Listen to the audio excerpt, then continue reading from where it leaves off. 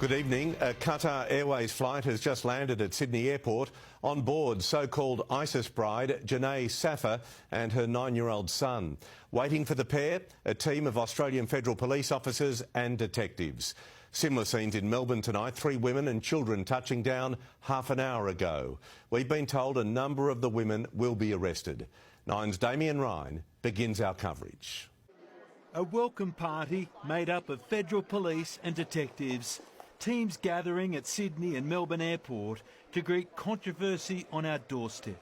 Moments ago, 2 Qatar planes touched down. On the Sydney flight, a so-called ISIS bride, Janae Safar, and her 9-year-old son. She left Australia in 2015 and married an Islamic State fighter who died in 2017. It's expected she'll be arrested not long after she steps off the plane.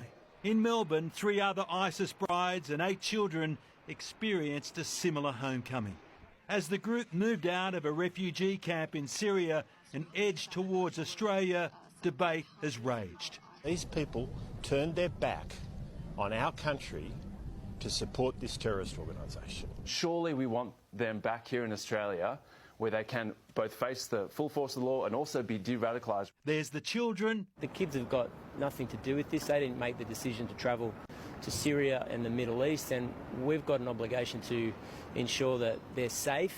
And where will they live? Western Sydney is always a dumping ground of their unwanted, unfortunately in this case, I'd like to say more severe words, but unwanted rubbish.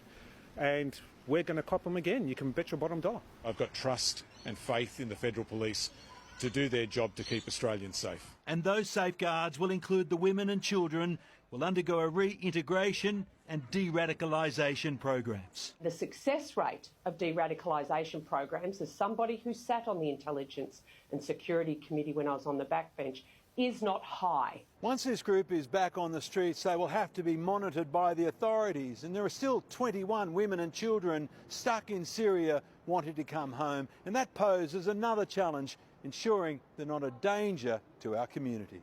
Those arrested are expected to be taken to police stations and face charges which could include terrorism offences and crimes against humanity. They fled a refugee camp half a world away. Now their first night at home could well be